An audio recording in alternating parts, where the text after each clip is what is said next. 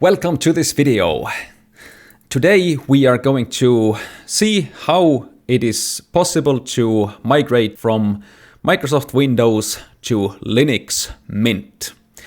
Yes, Linux Mint is a free operating system that doesn't require any licenses. It is completely free. It's yours when you download it, when you install it. So nothing to worry about. It's completely safe and it's much more secure, much more private operating system than the Windows or Mac. So yeah, so let's get into it. First thing that you want to do before migrating over to Linux, meaning that before installing Linux and removing Windows from your computer, is that it's best to do backups, meaning that just copy everything that is important to you to a separate drive, like a USB drive or external hard drive, or to some cloud. All of your important files like documents, pictures, videos, music, sticky notes, even the browser favorites, and make sure you have all the passwords, of course, somewhere stored that you will know that when you, let's say, set up a new system, that you will know your account's password, like maybe Facebook or whatever you use. So yeah, make sure you have everything saved. Copy the files over and make sure that everything is backed up. If this part is done, the next step is to prepare a USB drive, meaning that you can get yourself, let's say, 8 gigabytes or maybe 16 gigabyte USB thumb drive. And this thumb drive is going to be the Linux operating system installation drive, meaning that all of the operating system installation files will be put onto that drive. And how we are going to do that, how we're going to prepare that drive, I will show you next. First, we need to format the drive. When you have entered the drive into the USB slot, you just right-click on it, select Format. You will check that everything is correct. Select FAT32 file system, name for the drive, click Start, and it does it. Then the drive will be formatted and it's going to be empty. So this is exactly what we need. Next we go to linuxmint.com and we're going to select the download option there and download the Cinnamon edition. Cinnamon in this case means Cinnamon desktop environment. So let's go download the ISO file. We are going to find one server from those and just click on this and it's going to download the ISO file into the downloads folder. At least by default it does it. And for putting this ISO file onto the USB drive, we need a program. For example, Rufus. We go to rufus.ie and download the portable version. We can right-click and save link as, and we can save the executable file, the Rufus program, let's say on the desktop, because why not? And click save. So it downloads it and there we go, it's on the desktop. So we can run it from there. Now let's wait until the ISO file download finishes. This is the file where all the installation files are in. So basically it's like a very big package of files. Let's put it like this. And when it's done, then we can go to the desktop and right-click on the Rufus program, select Run as Administrator, and click Yes. And we can select No for the updates. And usually it detects the USB drive. You click Select and you select the ISO file that has been downloaded. It's probably in the Downloads folder. And you click Start. Click OK, everything is fine. Click Yes.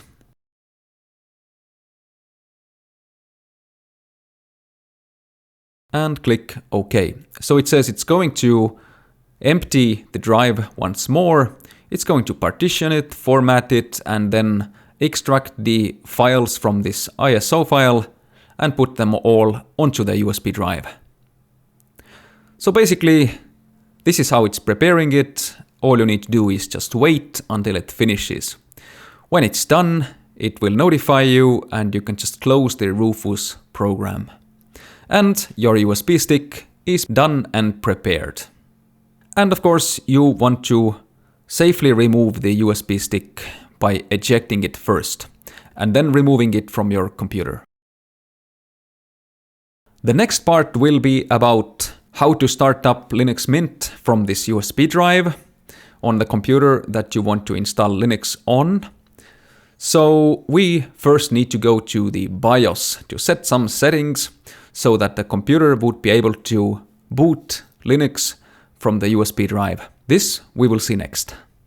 And for various computers, for example laptops, they have different keys that you need to use for entering the BIOS. For Asus computers, like I have here, I have F2 key that I need to press when I start up the computer, and I need to click on F2. But for HP, I think it was F10. And for Lenovo computers, I believe it was F1, or was it F12 or something. You may want to check it out. For Acer computers, it's also F2. And for Dell computers, I think it was also F2, if I'm not mistaken. But you can double check that from the internet, so yeah. But right now, let's go to the BIOS. I use the F2, and here we go. We need to set up some things from here. First of all, it's the USB configuration and the SATA configuration. I would use the AHCI. Then USB configuration, we have legacy USB support enabled, nice. Then we go to the boot menu. This is that we want to set up the boot drive to be the USB drive. So we want to set it as first. But we go to the option 1 and we select it, the UEFI and the USB drive I have there. I have this Silicon Power USB drive. And secure boot menu, I'm going to turn off the secure boot unless it's already turned off. Disabled, yes, very good. This is for Windows systems only, so I don't want to use it for Linux. I think I even cannot use it for Linux. And then save the settings and exit. And then it reboots, and when the USB stick is already plugged into the computer, it should start up Linux Mint from the USB stick. Yes, as we can see, there is the first option to start Linux Mint 20.2 Cinnamon 64-bit version. So that's what we're going to select. And what this does is it brings up the live environment of the Linux Mint operating system, and it's coming up from the USB stick. It doesn't touch your hard drive in any way right now, so it just kind of like overrides the whole system that is right now on the hard drive, on the internal drive of the computer. So basically, yeah, as we can see, it put it up nicely, and this is how the desktop looks like, and you can go to install Linux Mint from there. If you double click on this icon, you will be able to set it up, and that is what we're going to do next. Let's select English. And the keyboard layout. I'm in Estonia, so I'm going to go with Estonia. I also want those multimedia codecs so that my system after installation would be able to play all of the videos and music. There is one inserted USB stick, and it asks me if I want to unmount this. No. And I'm going to erase disk and install Linux Mint. You may have different options, but the best one is to just completely wipe the drive and install Linux Mint. You can select the correct drive and install now and continue. Then select the time zone and create yourself a user account. I will put Divine Love Archo there and call the computer hostname, for example, my PC. I'm going to put a very hard password there and select I need to log in with this password. So I can encrypt my home folder, but I'm going to skip that right now. Continuing, and here we go. Now it's going to create the file system, format the drive, So right now it's going to install the whole operating system itself, the kernel, the drivers, the programs, the everything basically. So yeah, nothing else to do, just to wait until it finishes. And of course it's possible to install this without internet connection, but when the internet connection is actually on, you have connected to Wi-Fi or with the network cable. Right now I'm using network cable. Then you can also get the codecs well installed. Otherwise, I'm not sure if it's going to work or not. But anyhow, you can install the codecs later as well. No worries. Just, it's better, I believe, to actually, before double-clicking the install Linux Mint, just connect from the right side, as in Windows, into the Wi-Fi or wired network. And when it's done, it's going to tell you, do you want to restart now or continue testing? So I would go for restart now. And when you have selected it, it will inform you to remove your USB drive from the computer and press enter. And now the Linux Mint that has been installed should start up after the restart. Now this is the screen that we see after we log in. So this is the desktop, and let's take a quick look what goes on here, because it looks very similar to Windows, doesn't it? First you are greeted with this window where it says welcome to Linux Mint. So of course we can untick that, so next time it will not appear when we reboot. First steps. Okay, so we can choose our color theme, we can choose a dark theme. So as you can see, we can customize already a few things here, which is really nice. I'm going to go with this teal thing here. Panel layout. Okay, so I can go with a modern version. I can go with the so-called traditional version where the open programs will appear like this here, but I'll go with a modern one because I like it that way. System snapshots. This is for taking backups.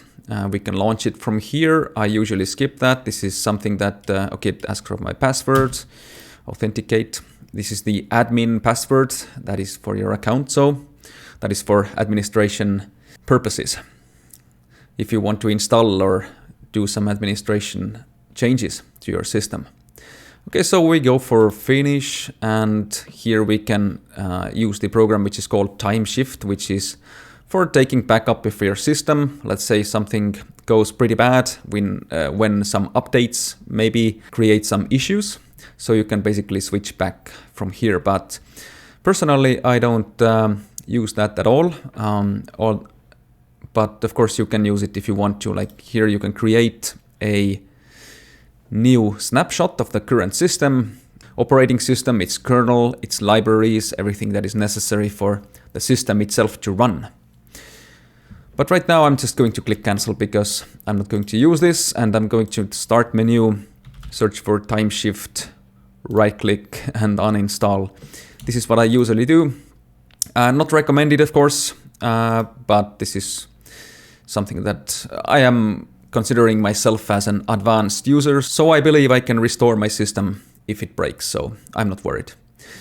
Okay, driver manager, launch. Let's see what kind of drivers are being offered us. Usually all the drivers are already there. You don't need to worry about anything. You don't need to install anything in addition. So right now here I see as well, your computer doesn't need anything in addition because already everything is set up already out of the box. Because the drivers for your system, for Bluetooth, Wi-Fi, Ethernet, whatnot basically, is already built into the kernel. So everything looks really nice. Update manager, let's go with that. Launch. And this update manager is actually just a wonderful thing. It basically updates your whole system, meaning that all of the operating system itself plus your applications. I mean, most of the applications. Would you like to switch to a local mirror? Well, yes. Password, authenticate. And I'm going to click here because I'm located here in close to Sweden, although I do live in Estonia, so I could select Estonia, but usually this is a quick network connection, so I usually go for that, but you don't have to. You can just select whatever is the fastest server, so you can just select that, but I'm going to go with that one here and select that one here as well. I think it should be that one, yeah. Apply. Okay, now it's done.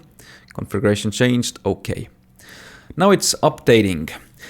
What this update manager is basically doing is it's going to check if there is any updates that are possible to install right now into your system. And it checks them from servers, because all of these programs, the newer versions of the programs and of the kernel and libraries and everything, these are being downloaded from safe servers, which are called repositories. So basically, I just set the locations of the servers, of the repositories, where the software will be downloaded from. So that's done. Let's apply some updates here as well of the update manager itself. And right now it's doing it and it's installing it. So it's very simple, very straightforward, nothing complicated. It's just very, very easy. Especially also very easy for the beginners. Okay, so Update Manager now shows us that we have a bunch of new updates available. Of course, I don't even know what some of these are, but I don't actually even really care that much. All of this stuff is safe to install. I would say 99% certain. So yeah, meaning that there is no viruses, nothing suspicious there. The only thing that is this 1% that is, so to speak, not safe is maybe, although it's very, very rare, that some update may break some parts of the system, but this is something that I would consider not the real issue. I haven't run into those things, basically, so I wouldn't worry. I've been using Linux over 5 years, so everything is going pretty well. So, what do we have here? Firefox. We have a Cinnamon desktop environment that we are using right here, where all the icons are and everything that we see here. That's the Cinnamon desktop environment. And Pulse Audio for audio system and everything here. Nothing fancy to do here, just click install updates. It says, okay, it needs also these packages. These are dependencies, meaning that yeah, some programs depend on other programs to work properly, so these are called dependencies.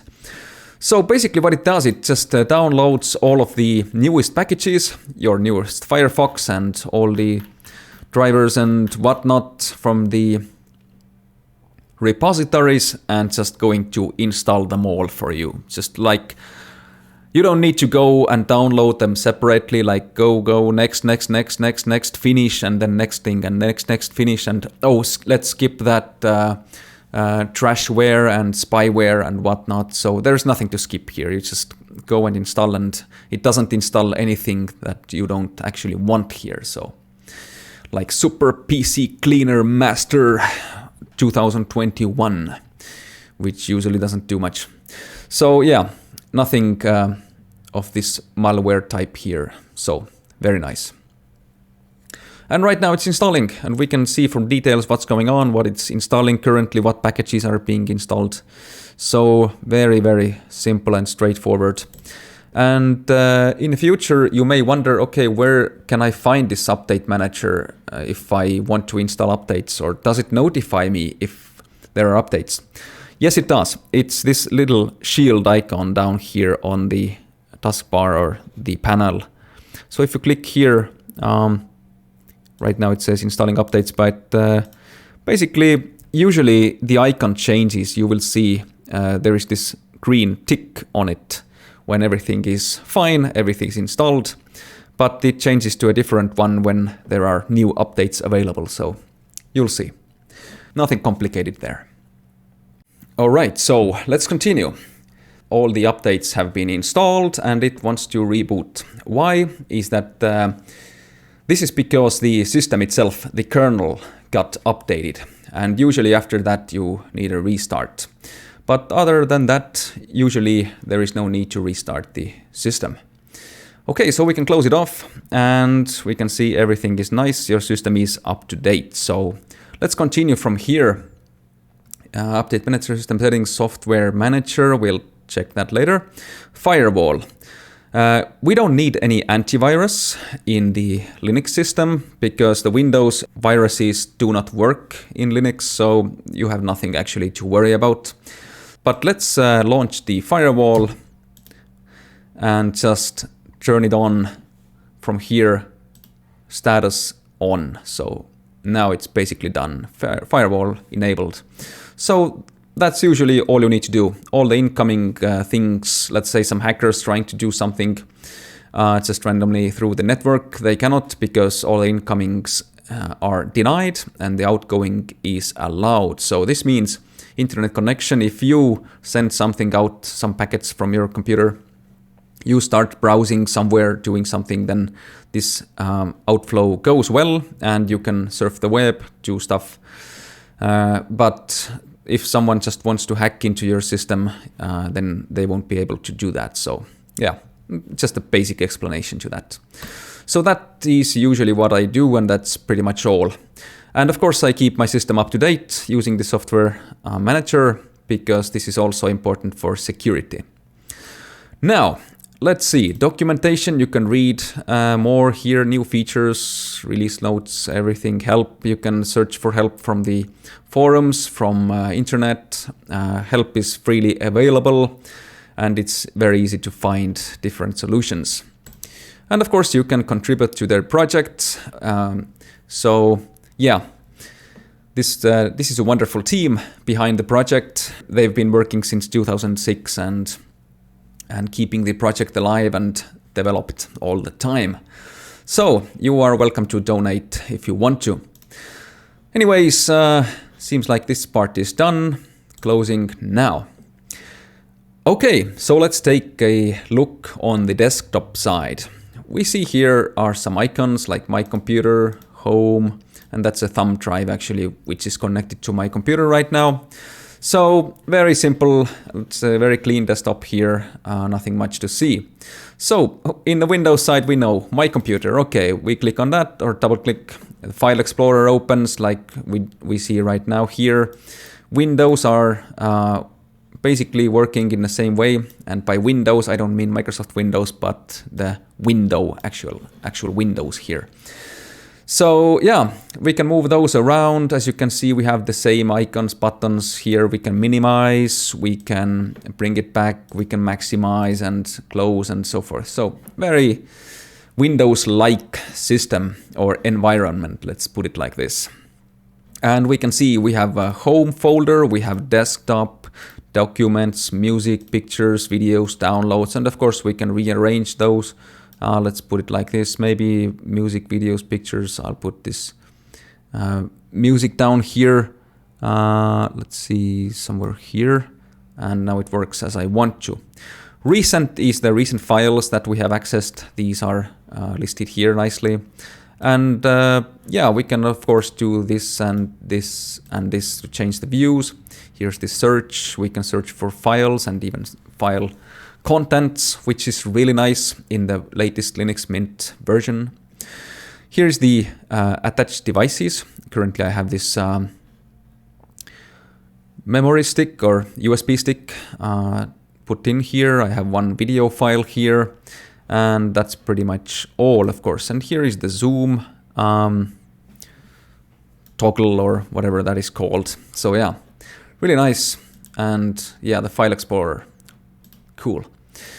Now, regarding the where are your files, then of course you can go with my computer or just home, and everything is here in your home folder. And music, downloads, pictures, everything is here. So as you can see, you can navigate like in Windows system. Of course you don't have a C drive. It's just basically the drive, like the first drive, like SDA or something probably. So yeah. If you go to the file system, you'll see that's the root folder, and in the root folder you will see your home, and down there is your user folder where everything is located. So Everything else here is pretty much for the advanced users. And of course you can see there is no program files or Windows folders, and of course these are not needed here as well. Yeah, just don't worry about those. These are currently unnecessary for your everyday stuff. So, closing this, and let's see. We have a panel down here like in Windows. Clock, calendar, everything, sound. We can of course change sound and sound settings. And we can select the output, input if you have a microphone. Let's say we have this one here. And let's see, sounds. If the system starts, you can turn off those sounds. If you don't want to have those sounds, you can change the sounds if you want other sounds somewhere. So yeah, applications, settings, you can even amplify a bit. So that's really nice. And yeah, sound settings, pretty nice. Right click gives you actually even this, that you can select the input device right here, output device right here, what you want. So very cool. And you can even remove all of those icons if you don't want them here. Like right click, remove sound, and then it removes this icon from here. But I don't recommend doing that, although it's possible. Right click, remove calendar, it removes the calendar from here. And here is the network icon. Right now I'm connected with the network cable, and I haven't turned on the Wi-Fi. So when you click here, you should be seeing the option to turn on the wireless and of course connecting to the Wi-Fi networks. Removable drives, you can just eject the drives, the USB drives from here. And of course, if the drive is connected, you can right click and eject like this, and it goes out. So now it's disconnected. You can now safely remove your USB stick in this way. And what else do we have here? System reports, Bluetooth, of course. Bluetooth is nice, needed for your wireless headset or whatever. So yeah. And here I have OBS Studio right now installed, which is basically recording the screen here. Okay, now we have this files, File Explorer here again, and we have the terminal, which is like the command prompt. We can do very much stuff with that. Really nice. Firefox is already pre-installed, and this is the show desktop icon. If you don't want that, we can just remove that. Sure, yes. And that's the menu. Of course, from Windows side, we know the start menu, so that's pretty much the same thing. You can remove everything here if you want to. Right click, remove the menu if you don't want it here. So, but I like it here. I am keeping it. So clicking on it, and here is the quit, the logout, lock screen, File Explorer, and everything. So favorites. And everything, all the programs are findable from here with categories, and even with the search, like let's say Firefox, and you will find it. You can of course find a firewall as well. So yeah, the same which we already took a look at. So yeah. Okay, so it's very easy. It already comes with some programs pre-installed, like picture viewer, drawing, scanner, calculator, of course, disks, which shows you what disks you have, of course, and if the disk is okay or it has some bad blocks on it. So if it shows that it has some bad blocks, you better replace your drive. So because at some point you may lose your files if you keep working with the broken disk. So not good. And of course, internet transmission. This is a torrent program. Let's see, Thunderbird Mail. This is the mail client. LibreOffice is already installed. VLC player, really nice. Yeah, continue. Pre-installed, really sweet. And printers, you can set up printers. You can just plug in the printer and click add, and then it usually finds it automatically. If the internet connection is there, it's going to find the drivers. You just go forward and next and finish, and it's done. Or even better, you just plug in some old USB printer and it just automatically installs it for you. If you have the internet connection on, it will download the drivers and it gets set up really nicely. So let's say in 10 seconds sometimes. At least this has been my experience. So what else is good? Let's see, the software manager. This is the built-in software manager for downloading and installing the software from the repositories, meaning that all of the newest software is always usually downloadable and installable from here, which is fairly and actually really easy to do. So some editors picks here like Audacity, Dropbox, Gparted and other stuff. So let's say you want to install like GIMP, for example, the photo editor. Like it's actually a very powerful photo editor, so it's of course free from charge, and all of this software that you see here is free. No licenses, nothing. Of course, Linux Mint is also for free. It doesn't have any license, so you don't need to crack anything. So nice. Install. And it's doing it. So of course it's going to ask for the admin password. Let's give it, authenticate, and it's going to do it in the background. So right now it's scrolling. You can of course do other stuff if you want to meanwhile. Or yeah, let's see what else would we like to install from here. Fonts, of course, we want fonts. And Linux actually doesn't come with the default Microsoft fonts. So let's see if we can install those.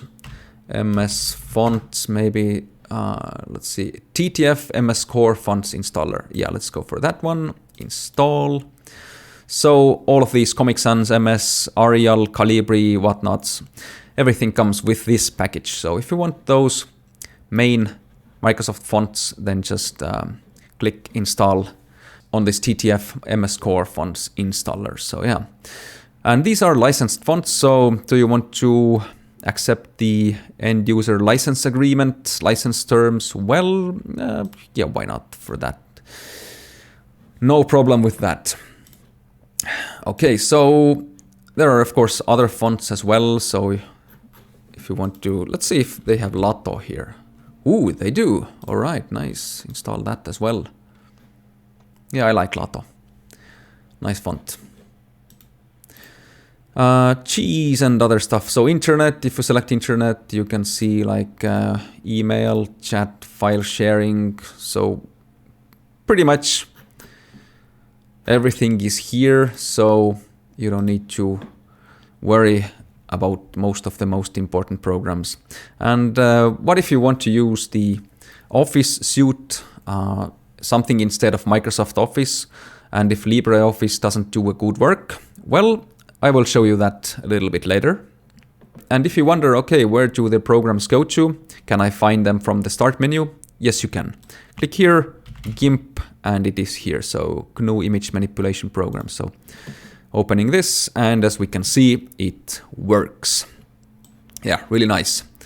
So closing this right now. This is what the application side is mostly if we speak of the software manager. And of course, if the GIMP gets an update, it comes from the update manager. So the newest version will always be installed from here. So really nice. What I usually do is I also use sometimes, like very rarely, Skype. And let's say if they have Telegram, maybe. Yes, they have Telegram desktop. Okay, let's take that as well. So they have the flatpak version of this. I'm not going to explain what the flatpak is. You can search what this means in the internet. I'm just going to hit install. It depends on some dependencies. Yes, continue. Let's go for it. All right, so that part looks really nice. So I'm going to put this down here. Now, let's see how can we get some other programs that are not listed in the software center or in the software manager. Okay, let's go with the Firefox and let's go get some Office suite. And maybe some browser like Brave. So, first of all, I would like to get myself the WPS Office. WPS.com. Because the other method that people from Windows background already usually know of is that you can go to their websites and download the software. just basically downloading the installation package and then running it and then installing the software from there. And this is exactly that we're going to do right now. So WPS Office, I actually use that at home because it's actually really efficient and it's of course also free. So I'm going to go for WPS Office for Linux, download. So download, and it asks me to select the package. Either I want the RPM package or deb package. So deb is actually coming from the word Debian, and as Linux Mint is built on Ubuntu Linux, and Ubuntu Linux is built upon Debian Linux, then deb means that these are Debian packages. So I'm going to go with that one. 64-bit, yes, really nice, download. So it's going to ask me, Firefox asking me, do I want to open this file with the installer program or I want to save? I'm going to put save, okay. It's going to download. And as we can see, it's the deb package, meaning that the file extension, the deb after the dot here is the file extension. And so this is the installation package. The RPM package is for a different Linux distro. I think it's for Red Hat and similar. I may be mistaken, but yeah. If you are using Linux Mint, then you should use these deb packages if there's an option to select that. So yeah. All right, so it's almost there, and all right, so it downloaded somewhere. Let's see. I can of course click here and it opens.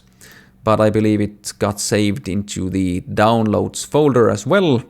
So I'm just going to demonstrate that this file is in the downloads folder, and I can of course double click it from here, or I can just click it from here. So it doesn't actually matter. I'll double click it from here.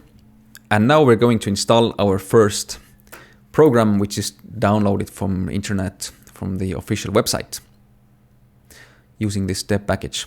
So very easy to do that. Just click install package, put the password, authenticate, and basically this just takes care of everything else that is needed. It downloads and installs all of the dependencies that this WPS Office currently here needs. So it's very straightforward.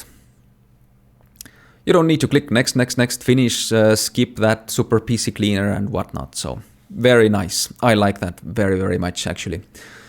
So much easier to use and less hassle and less security risks. So yeah, it's configuring, doing something, setting it up. Of course, we can see how far the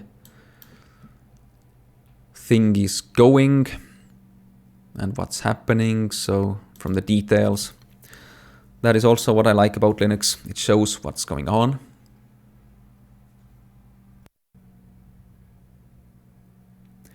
And as we can see, it's done. We can already see the icon, which is also nice. So just a bit more and it should give us the information that it's installed. Nice. So we have an option of reinstalling the package, or if we close it and we select it again, it will just check if the package is already installed. And if it's not, it will give you an option install. But if it's already installed the same version, then it will give you an option of reinstall, which is actually right now not necessary. But if you want to uninstall it, you can go to menu, WPS Office, one of these, whatever you want, right click and uninstall. And if you put the password, authenticate, it will just remove it. Very easy. So WPS Office, if I run it, I have to agree to the license agreement and privacy agreement and everything, so it's pretty long. It's I think it's some Chinese corporation or whoever, they created it, so yeah, confirm. Nice, and I usually do it from the settings. I go to settings and change window manage mode, which is multi-module. I like that, okay. So this means that I have now separate icons. I have a writer, which is basically, so to speak, Word, a new document. And yeah, as you can see, it works pretty well. you can save as Microsoft Doc or DocX format. You can save as the WPS format. You can, of course, export to PDF. And the same story with the so-called Excel. And of course with the so-called PowerPoint, which is of course spreadsheets and presentation. So yeah, very, very nice. You can use that if you want to make slideshows, and the PDF is just for watching PDF files. So really nice. I of course don't want those here, so I can select them, right click, move to trash or delete. I delete, yes. I don't want the shortcuts here. Okay, and of course I can delete the installation package later on because I don't really need it right now, so delete. And that's done. And of course, what other programs I would need, let's see what I usually use at my home is Ocean Audio. Oh my, it uses some kind of Yahoo search. Okay, I'm going to go for DuckDuckGo here. I am hoping now it's the default. Okay, Ocean Audio. What is Ocean Audio, you may wonder? That's actually a audio editing program, and I can download it for free. It says Debian. Okay, click. And now it downloads, yeah, deb file. Nice. Save, okay. Coming. I can click on it. Requires some package installations. Yeah, I'm going to go with that. Yes, install, authenticate, dependencies, continue, and it's doing it. So very simple, like I showed you. So basically, this is how it works. Did we get the Telegram? Yes, we did. Telegram desktop, looking cool. Everything seems to work smoothly and nicely. Let's install Pirate Chain wallet. Pirate.blank. We go to wallets. What would we like to get? Let's go for light wallet, for example, right now. Going to go for Linux, of course. Linux Debian. Okay, Ubuntu version. One Ubuntu version or above. Okay, I'm not sure if these are somewhat different, but I'm going to go with that one. Linux Debian. Okay, save it. And what if I want the other version, which is the treasure chest? Okay, full node. Let's take that as well. And Linux ARM, Linux. Okay, I don't have any Debian package here, so let's see the other method that we can use for running this wallet. So I'm going to click that one here. Save the file, it's a zip file, okay. So if you have any zip files, then of course you can already open them up. Downloads. So we have this Linux Deb Pirate Wallet Lite. Yeah, okay, double click. We can install the Lite wallet in the same way. Install package, password, authenticate, and it's doing it. So this is very simple. Now, done. Closing this. Pirate, yes, we can find this with the icon, Pirate Wallet Lite. Clicking on this, and it offers us if we want to create a new wallet or restore from the seed. So you can find the information on how to set up the wallet, how to use it on YouTube, on the Pirate Chain website. So no worries with that. Right now I'm going to cancel and okay and close this down. But if you want to keep it on the panel here, you can right click and pin to panel. So if you close it, then next time you can open it from this icon here, which is of course very nice. And right click and unpin also gives you the option of removing the icon from here, like you can remove the terminal or whatever you want to remove. What about the treasure chest wallet? So we can right click and let's see if we can extract. Yeah, extract here. Okay, extracted it here. We have this file now, which is called Pirate Qt Linux, and it even doesn't have the extension of like, let's say, like deb in the end. So it's just like a file with no extension. You may wonder, okay, so how can I run this? Like, okay, if I double click, let's see what happens. Okay, unknown file type. So how do I open that? Well, actually, you don't need to select anything from here. Just go for cancel. Put this file into the folder where you want to run this from in the future. Like let's go make a separate folder for that. I'm going to go to Home, right click, create new folder, and let's call something like, I don't know, bin, like binaries, bin, yeah, why not? Going to go here. Right now I'm going to go view and do this extra pane, which is, of course, I can press F3 key on the keyboard, so it splits the view.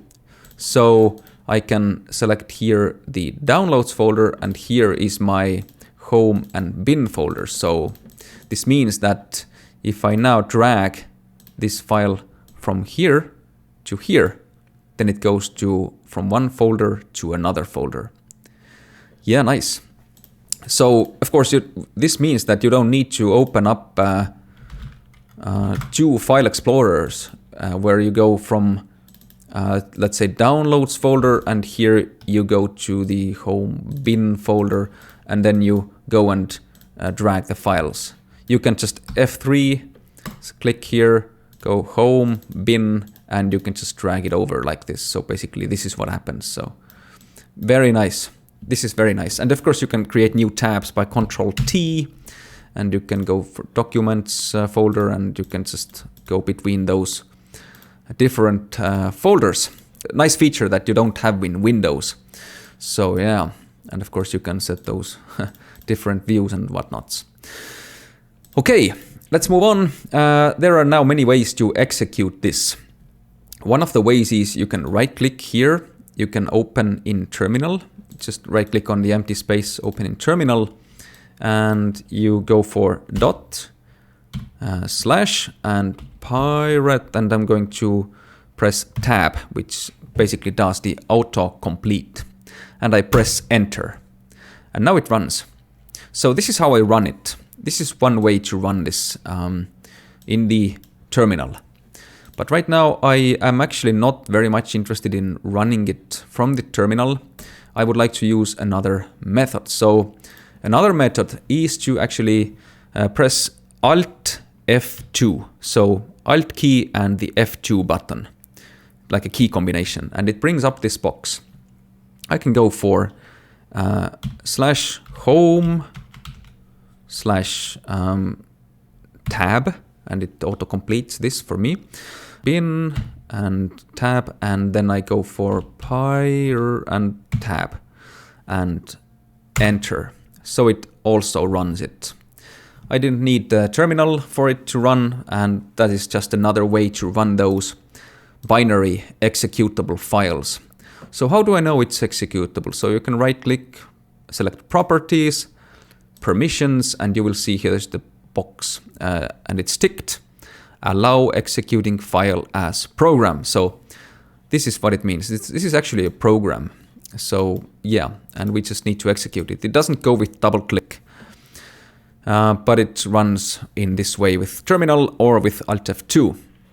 But there is also a third option, which I can show you. Right click on the desktop, for example, you want to create a new launcher here. It's basically a new shortcut. So we give it a name, like treasure chest. And command, I'm going to browse, going to the home bin, select this file. No, sorry, that file. Okay. Going to put some comment. No, that's all. And I click OK. Would you like to add this launcher to the menu? It will put to other category initially. Yeah, why not? Okay, so now we have this launcher. So basically this launcher means it's a shortcut. Like in Windows, we say it's shortcut. New install. Okay, now the pirate is wanting to set itself up. But I'm going to close it right now, and I'm going to show you that this shortcut works. So double clicking it, and as you can see, it opened up. So yeah, new install. Okay, let's do this. So yeah, I think the easiest way is to just create the launcher or the shortcut. Right click, create new launcher, select browse, go to the home bin and select the executable file. Okay, and just put the name to it, like, and okay. If you want to change the icon, right click, properties and click on the icon. You can, of course, keep that rocket here if you want to, but let's see if there is anything. Pirate, nope, it doesn't have any icons here, which are by default coming with the Linux Mint. So we can browse, and let's see if there is a built-in one, like going to home, bin, image. Okay, they don't have any. Okay, so I cannot select anything. I maybe need to use some picture file. I can use some random picture file, but I don't have any here right now. So this is how we install the Pirate Chain treasure chest. So now what I actually usually also use is Brave browser. So I go for brave.com. I want to download Brave, and I hope they have a deb package. If they don't, let's see. Okay, they have something for Debian, Ubuntu, and Mint. Okay, very nice. These are instructions on how to install it. Instructions for Fedora, Linux, and so forth. Snap. Ooh, looks complicated. Arch Linux, Manjaro. Okay, so can I just download, or is there a deb package? Ooh, download Brave for Linux. Okay, do we have, let's see, Linux, download Brave. Okay, no deb package. So how are we going to get it? We're going to need to use the terminal. So I'm going to open the terminal, and I'm going to just copy paste basically those commands from here. Copy, terminal, paste, enter. Okay, password, enter. And do I want to get those? Yes. Now it's doing its thing, and next I want to get that. I think it's going to be like this. Yeah, I need to select it like this. Copy, right click, paste, enter. Nice. Okay, now I want to get that one. Right click, copy, Alt tab, and I can select between the windows, of course. Alt tab, like in Windows. Paste, enter. Now it's done, and I can either type sudo update, or I can copy paste that, or I can choose that, but I'm just going to type. What this sudo update does is that it checks for updates. You know, like in Windows, you check for updates. It's basically doing the same thing. But it says that all the packages are up to date, and it's the same thing as you do it from here, like refresh and just show all the updates. It's doing exactly the same thing. So it checks from the repositories if there are any new software available, new updates. Nothing currently, and now it also added the Brave browser repository to the list of repositories. So this means that now you also have an additional repository available to you, where you can download the Brave browser. And you can do it from, you cannot do it from here, I think, because it's not findable from here. Okay, sudo apt. Apt is actually a package manager, meaning that it is used for installing and uninstalling and reinstalling programs. And that is what is working in the background when the programs are getting installed. So, and sudo means that you're running this apt command, or whatever command comes after this, as administrator. So that's the super user. So it's super user do.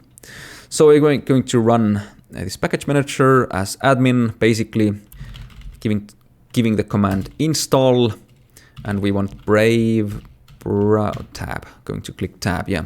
So it auto completes this for me. So enter. Do you want to download and install? And it's going to install this keyring and these things, and it's going to take up more disk space. And do I want to? Why? Enter. Of course I want to.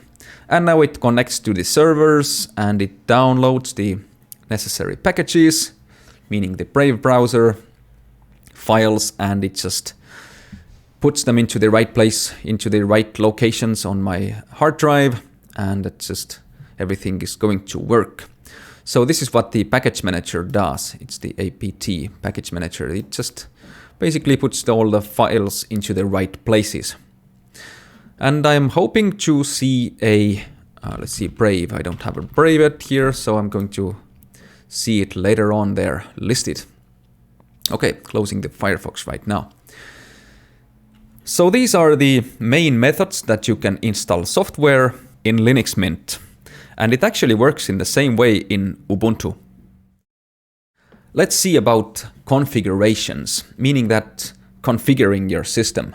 Or let's say customizing. How I usually customize my own Linux Mint system is that, of course, I want the theme, I want the background image, I want the sound settings, icon set, and everything to be as I want them to be. So I like my panel down here. I can of course put that up here, but right now I'm not going to do that. But I want to make it a little bit bigger, so I right click on it and I go for panel settings. You can do the same things as I do if you want to, but this is what I usually do. So you can do it after me if you like to do so. So panel height, I want to have it like 51. Let's make those icons bigger a bit. So right zone, yeah, 32. Let's put it like this. Center zone 32, and here 32. Actually, I like those 48 even better. Nice. Okay, that part is done. Closing this. Now, I want my recent item down here. So I'm going to go for app, right click and applets. And here I'm going to search for recent documents. Yes, clicking this, clicking on plus, and now it appeared here. So when I click here, it shows me the list of the recent pictures, documents, files, whatever I have opened recently. So I have the full list of them here, so I can basically open them from here very, very simply. So yeah, let's say I want to install them files again, so I can click on this and it just runs, so it's just perfect. Let's say you have some PDF files you just downloaded, you close the file and you think, okay, where did I put that file? It's some hunting it down from the download folders again, maybe, or maybe not, but you can go actually and click on this and select your PDF file and just you can open it again very, very simply. So this recent documents is just a wonderful thing that to use. But of course there are other things if you want to get something from here. I usually don't use any other. There are of course some weather apps and whatnot. Let's click on that. Let's see if this really works. So it's downloading it right now. Redshift, that is actually good. Let's see, Redshift. Yeah, it's there. Okay, Redshift.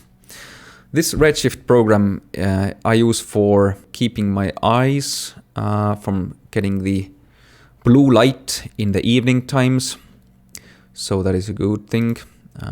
So yeah, the screen turns more yellowish the further the day goes. So if it's like, let's say, late in the evening time, so it basically shows you a more yellow screen and less blue light. So it's good if you want to get some sleep. Okay, closing that. Redshift, does it work even? I didn't see any icon. Okay, here it is. Yeah, click and I can select auto start. So this means if I reboot the computer, then next time it will automatically start. So yeah. Okay, that's done. Now, next thing I want to actually change my desktop background. So right click, change desktop background, and let's select something more beautiful from here. UMA is right now the latest version of the Linux Mint. Let's see what they have here. Blue Moon. That's looking actually pretty good. Or Java. Yeah, it looks nice. Finland. Wow, that looks amazing. Amazing photos actually, I gotta say. Forest. Ooh la la. I actually like that.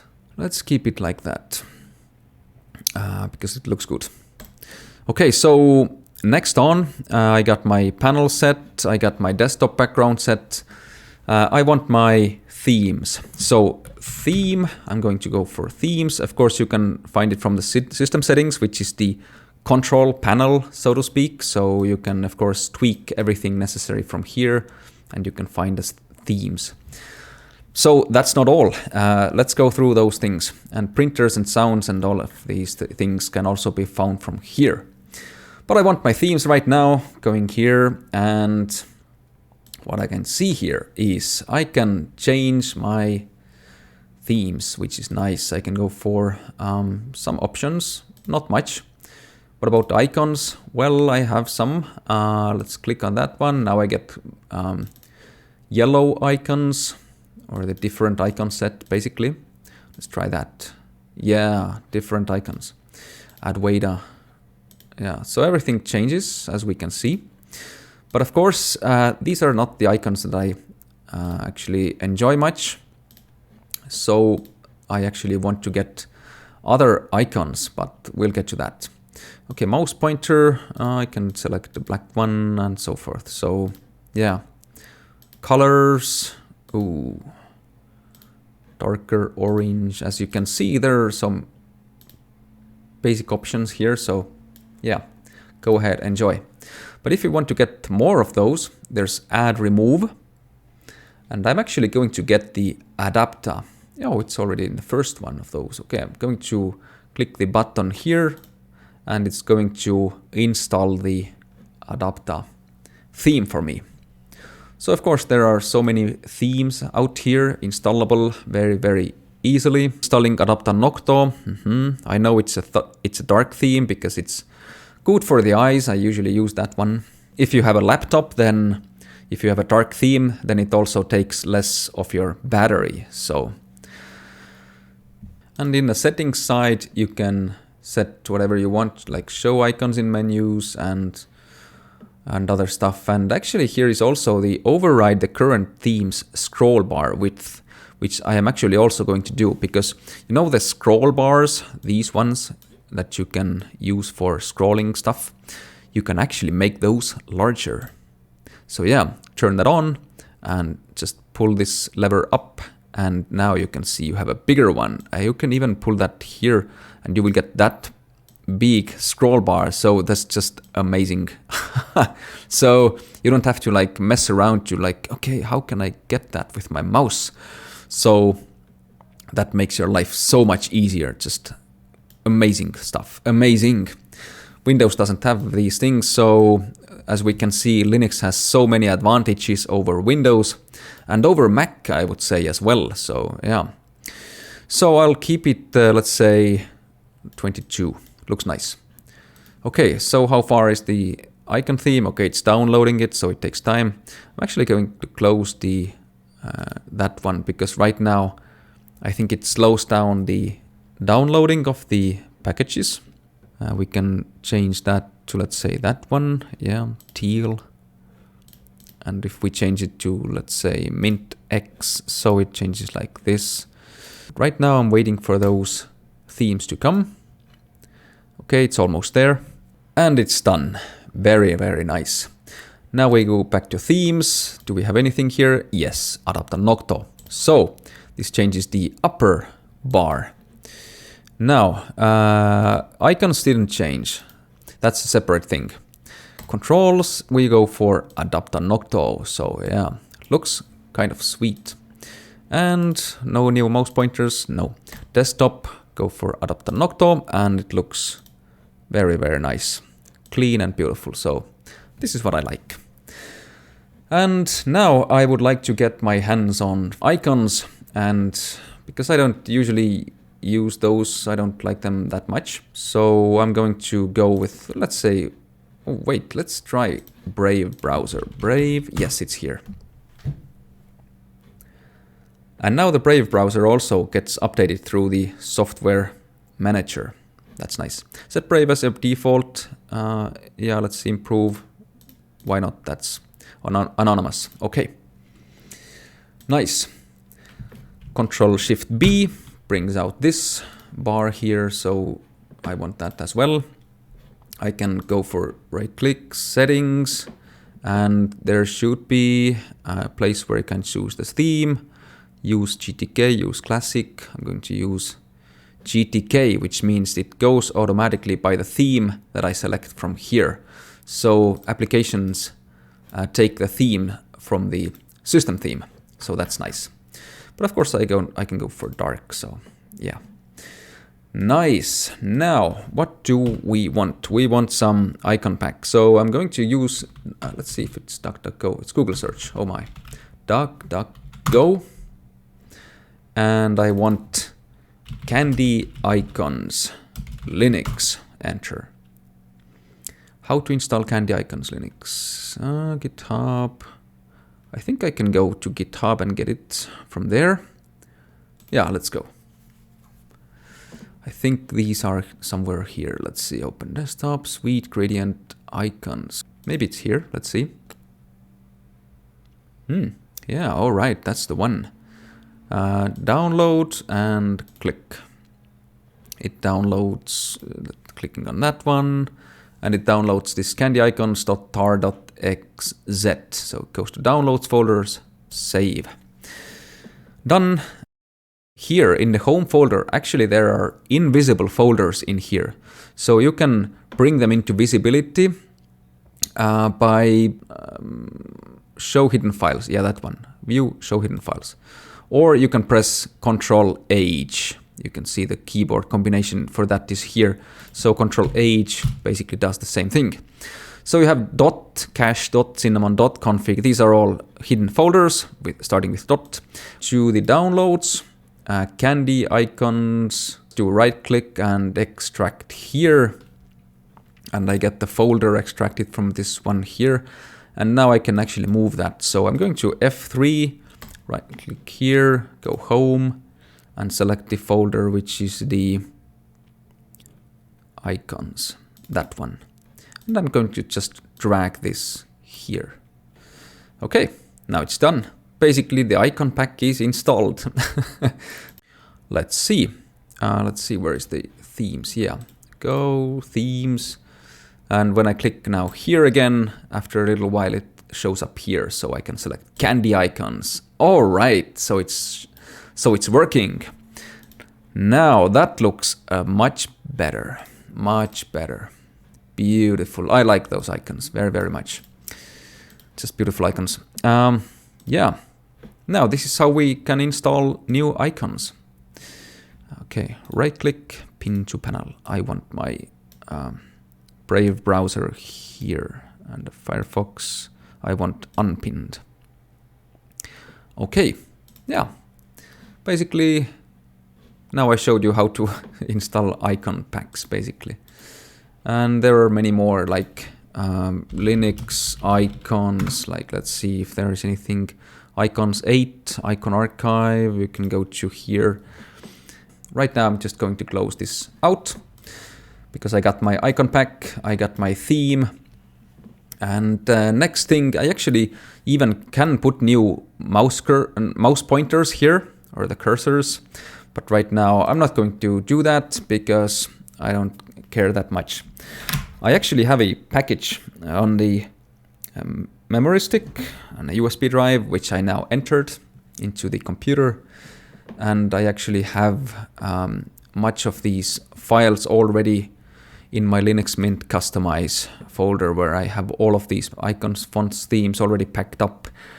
Usually if I install a new system, I just basically take all of my themes, icons and fonts that I want from this package that I have on my memory stick. So yeah, I have also the icons. Oh, right click, configure, and here's the icon for the menu, and I can click on that and I can select a different one. So I can even do as like that if I go to, let's go for pirate.black media kit, yeah. Logo, yeah, right click, save image as, let's put it to the pictures, save. Okay, let's see if it opens, yeah, looks good. What I'm going to do with that is that I'm going to browse, go for pictures, select that one, select this and click select. And now we have this pirate chain menu icon here. So I can make it bigger as well. So let's put it like 51. I can even add text here. So like pirate or menu or start or whatever I want here for this to say. Arr! But of course I can take it away, put some spaces here if I want, so everything is doable and customizable. Use menu animations, yeah, why not? Let's do, ooh, that is beautiful, menu animations. Nice.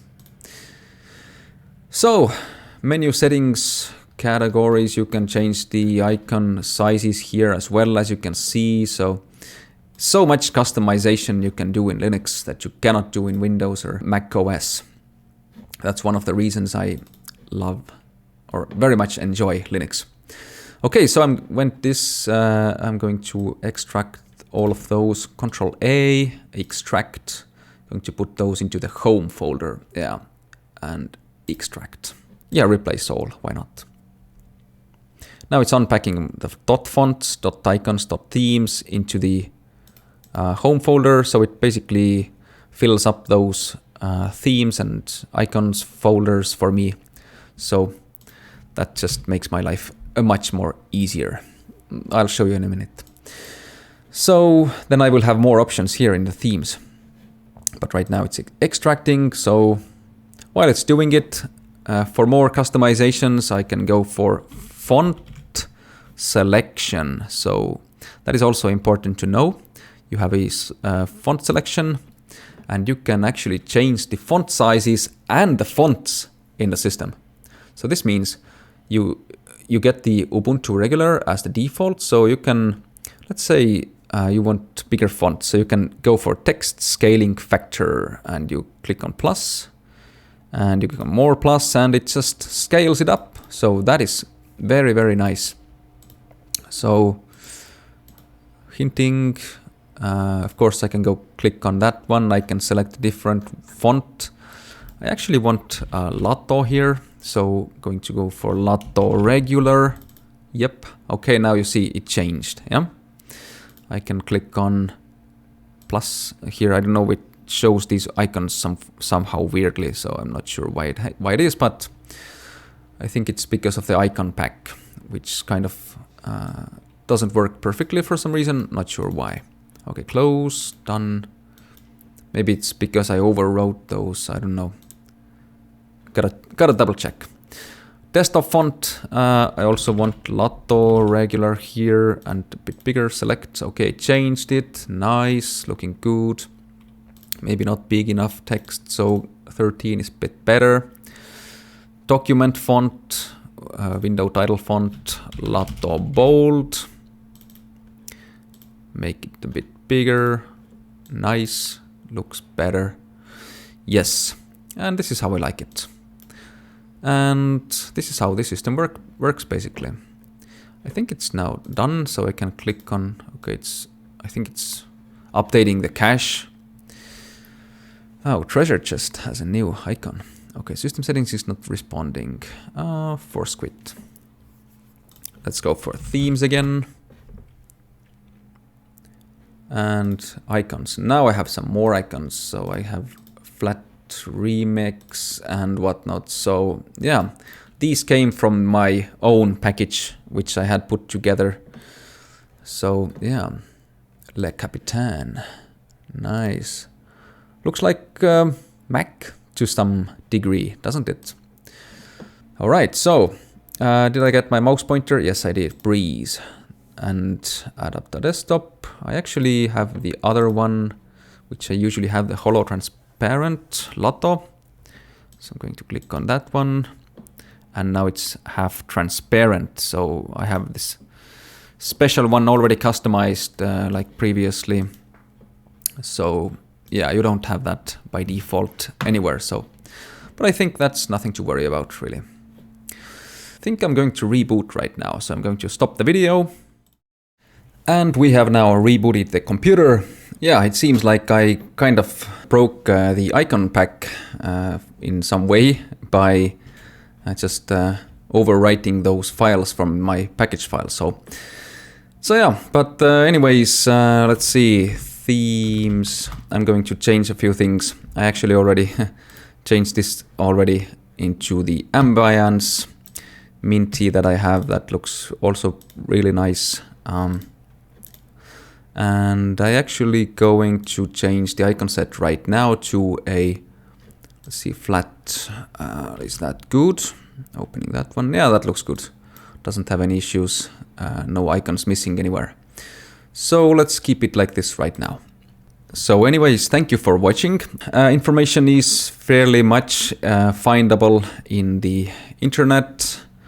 Actually, one of the best places to find it is actually YouTube. So I would go onto YouTube and search for Linux Mint videos and get more acquainted with Linux, actually what it is, what it is capable of, and so forth. So, yeah, I agreed to something right now to use it. So let's search for Linux Mint. So let's see what it finds. Okay, Ubuntu, yeah. So yeah, Linux Mint is actually one of the most popular Linux distros out there. And this UMA was just recently released. So yeah, much information why Linux is better. And of course you will find information why Linux is better than Windows. 7 reasons why Linux is better than Windows. Yeah, actually, one of the guys is, who was that? Joe, not really.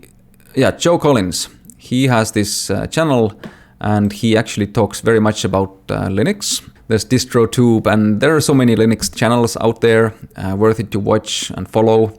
DistroTube is one of those. Joe Collins is one of those. And there are so many more.